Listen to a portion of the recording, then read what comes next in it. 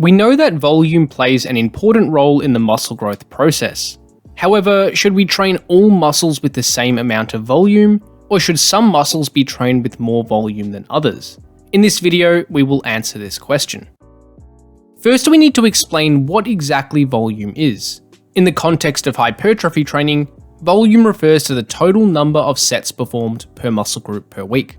This metric is used rather than the traditional sets times reps times load equation because it has been shown that hypertrophy can be equally achieved when training anywhere in the approximate 6 to 30 rep range, as long as sets are taken close to failure.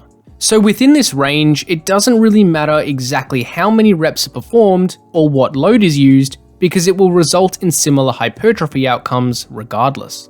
So for this video, we just need to understand that whenever we mention volume, we are referring to the total number of sets performed for a given muscle group throughout the week. So how does volume influence muscle growth? Without going into too much detail, we generally see that more volume results in greater muscle growth, assuming we are training with appropriate effort. This is even seen in the research up to extreme weekly volumes. For example, this study compared the effects of performing the same training program with either 1, 3, or 5 sets per exercise. As we can see, more volume resulted in greater muscle growth for all muscles measured. This was even found to be the case for the quad muscles, which were trained with 45 sets per week in the high volume group. So basically, we can achieve muscle growth even with low volume training, but performing more volume will likely result in a faster rate of muscle growth. For example, if we performed less volume, we may see muscle growth at this approximate rate. However, if we perform the same routine with a higher volume, we will probably see a faster rate of growth. Obviously, we want to see the fastest rate of growth possible, so we probably want to perform a relatively high training volume. But in both cases, we are still seeing muscle growth over time. However, there is ultimately a limit as to how much weekly volume we can perform.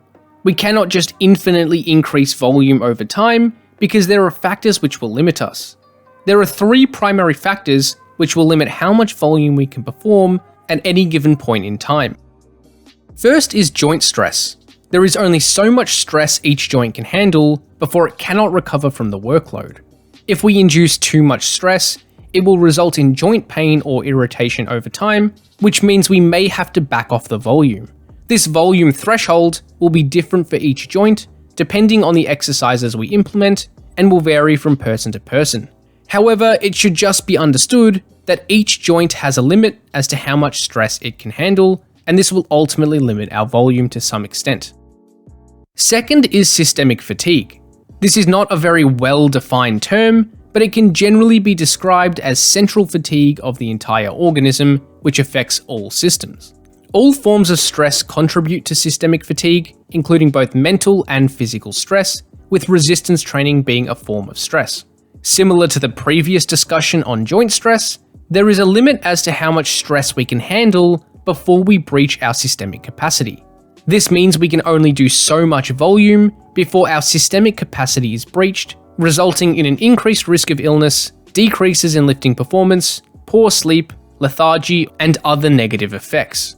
This is more of a concern for strength training rather than hypertrophy training, but it is still a relevant factor to mention. So ultimately, we must respect our systemic limits. And the last and probably most relevant volume limitation for hypertrophy training is our practical constraints. This refers to how much time and effort we are willing to dedicate to training. Even if we can handle more volume from a joint stress and systemic perspective, we will probably be limited in some capacity by practical constraints. There is only so much time and effort we can allocate each day and each week to resistance training. Some of us can and want to train 6 times per week or more, while some of us can only realistically train 2 or 3 times per week. So the more time we have for lifting, the more volume we are able to fit into our entire week of training. And the less time available for training, the less volume we are able to fit in. So shifting to a slightly different topic now, let's talk about the ultimate goal of physique development. Most people want a well-rounded physique where all muscles are developed in proportion to the rest of your body. Furthermore, some people may want to emphasize certain muscles over others just because they like the look of that muscle. Whatever the case is, people are free to make their own decisions. However, most people have muscle groups that are inherently lagging and other muscles which are more developed, relative to your own physique that is. This is usually due to our genetic makeup, and in some cases it could be due to other sport, exercise, or work which constantly uses a specific muscle group.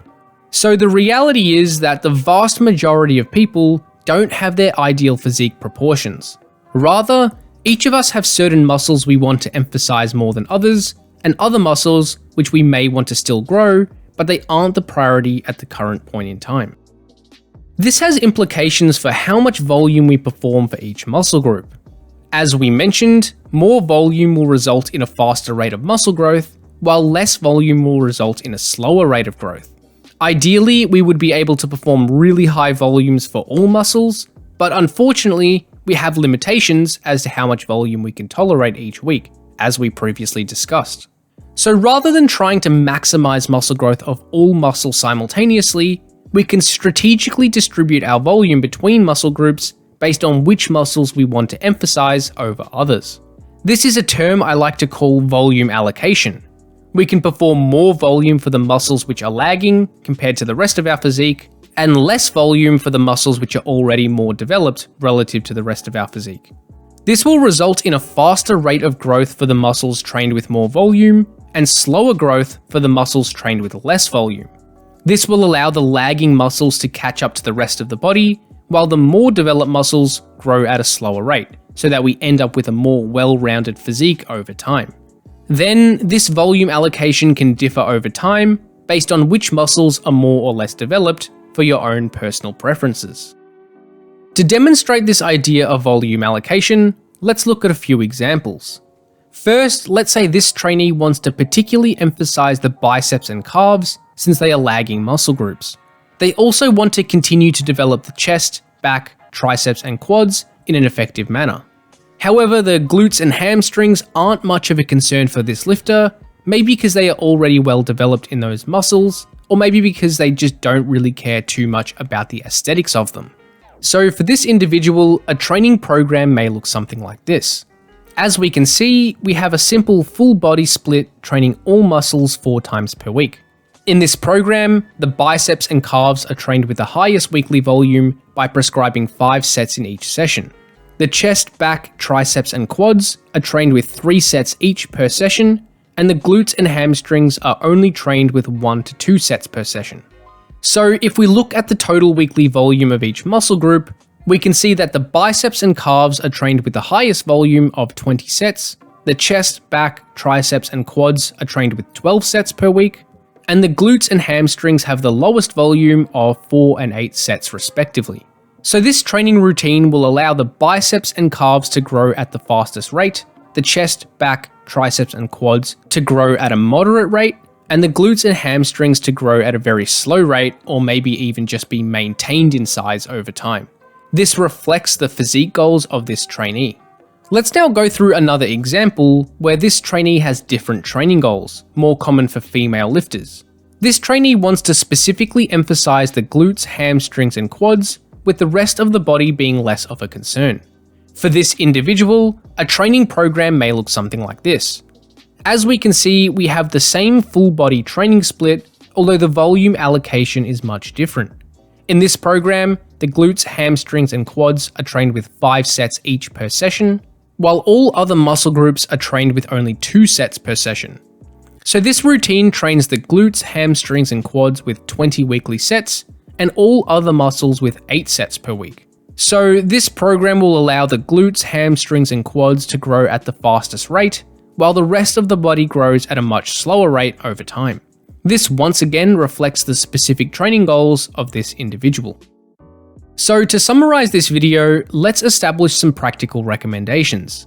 Essentially, volume appears to have a significant influence on muscle growth, where more volume usually results in a faster rate of hypertrophy, assuming training intensity is equated. However, we cannot perform an infinite amount of volume for every muscle group, since we will ultimately be limited by one of 3 factors: joint stress, systemic fatigue, or practical constraints. Furthermore, trainees generally want to emphasize certain muscles over others for various different reasons. So to achieve a well-balanced physique relative to your own perception, we can train each muscle group with more or less volume. We should train the muscles we want to emphasize with more volume, and the muscles we aren't as concerned with developing at the current point in time with less volume. This will allow some muscles to grow at a faster rate, while other muscles grow at a slower rate, allowing us to develop our physique in proportion to what we want to achieve. Thanks for watching, and hopefully you got something out of this video. Check out flowhighperformance.com for online coaching, training templates, ebooks, and more.